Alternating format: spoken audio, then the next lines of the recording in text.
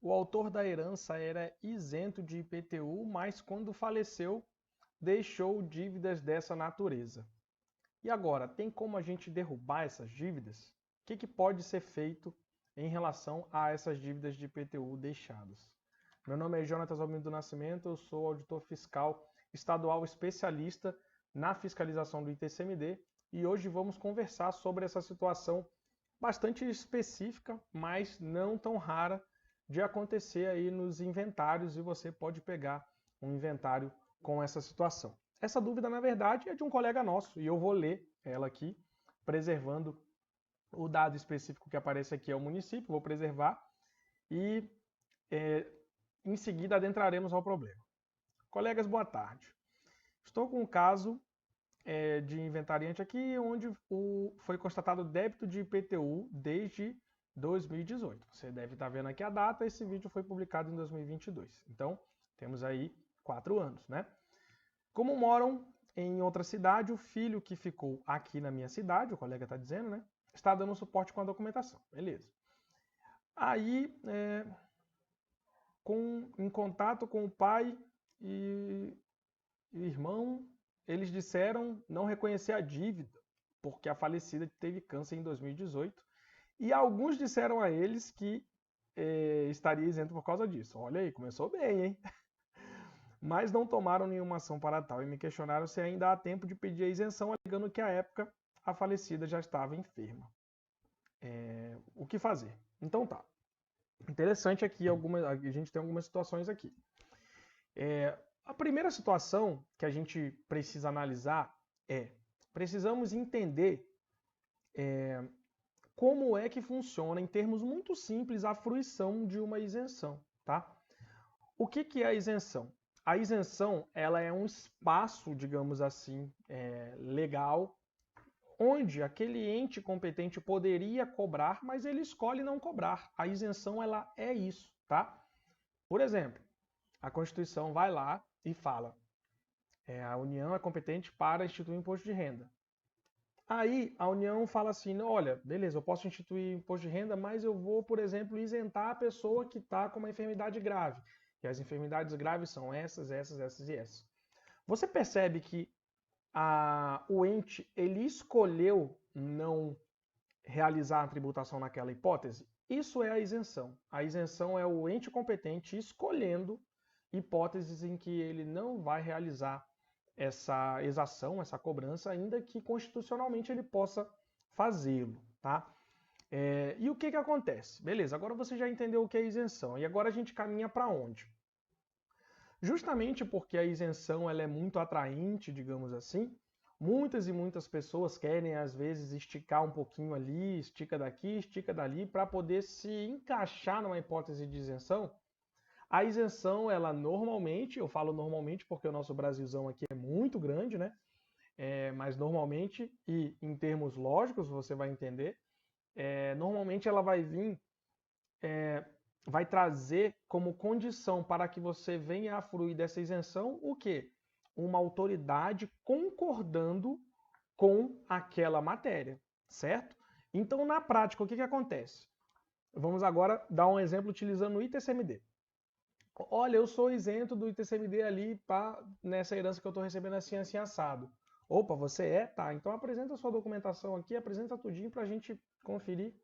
E aí a autoridade fazendária concorda e aí sim você pode fruir dessa isenção. Onde é que eu quero chegar com tudo isso? Significa que, em regra, para que você venha a fruir da isenção, que é um campo opcional de ausência de cobrança por parte do Estado, você precisa se apresentar perante esse órgão fazendário competente, apresentar aquela matéria de fato, digamos assim, e demonstrar por que você se amolda àquela situação e por que o Estado não vai cobrar imposto de você, certo?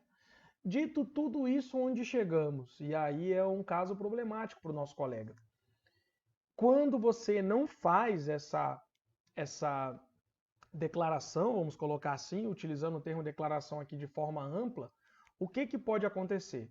O Estado olha para você, você não demonstrou as condicionantes para uma determinada isenção e o Estado vai lá e estabelece a tributação sobre aquela determinada matéria, tá? Então, os colegas têm que ter muito cuidado com isso aqui na hora de orientar os clientes aí em qualquer área tributária. Para que haja fruição da isenção, em regra você precisa demonstrar essa isenção para uma autoridade fazendária e essa autoridade fazendária concordar com você para que a isenção seja concedida. Do contrário, como é que ela vai saber que você é isento, que você é isenta? Não tem como saber. E você vai sofrer a cobrança como qualquer outra pessoa.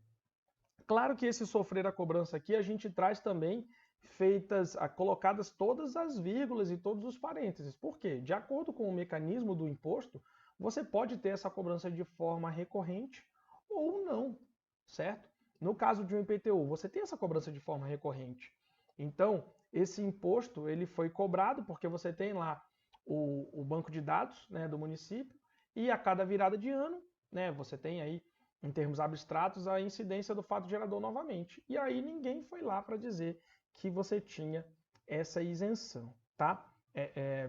Demonstrar, né, a isenção. Então, a notícia triste certamente é que você tem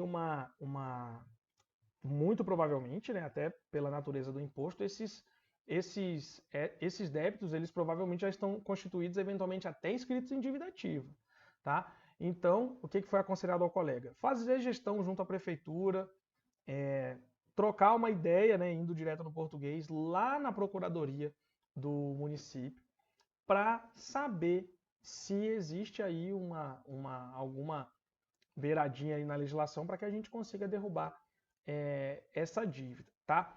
Claro que, por que eu estou falando e aqui até uma procuradoria? Só para vocês entenderem, né, a procuradoria do município. A gente está falando ali, né, de um município pequenininho, tá? Então, a gente, né, aqui no Modo Advogado, a gente está sempre falando sobre soluções práticas. Então, um município pequenininho, às vezes, né, o colega já até tem o telefone, às vezes é um primo que está lá, é muito mais fácil perguntar, obter essa informação diretamente, né, direto na fonte, do que o que é a instrução by the book, né, a instrução de manual. Estudar a legislação e ver se tem uma hipótese lá. Claro, né, que se eu fosse ignorar aspectos práticos, eu diria para você estudar o tema, né, aí, caso você esteja numa situação dessa, estudar a lei. Mas, se você estiver numa situação em que você tem algum acesso e pode ganhar esse tempo, por que não, tá? Se te ajudamos, se você chegou até aqui, deixa o like pra gente, é bastante importante no crescimento do nosso canal. Toda quarta-feira, às 8, a gente tem vídeo novo aqui, sempre conversando sobre inventário, sobre temas que circundam o inventário e sempre, absolutamente sempre, de olho na prática, tá? Se você ficou com alguma dúvida referente ao assunto que foi tratado nesse vídeo, deixa aqui, tá, nos comentários para a gente poder conversar, para a gente poder trocar uma ideia. Nenhuma dúvida vai ficar sem resposta, tá? Eu espero aqui o seu comentário, deixa o seu like também, beleza? Um abraço e até a próxima.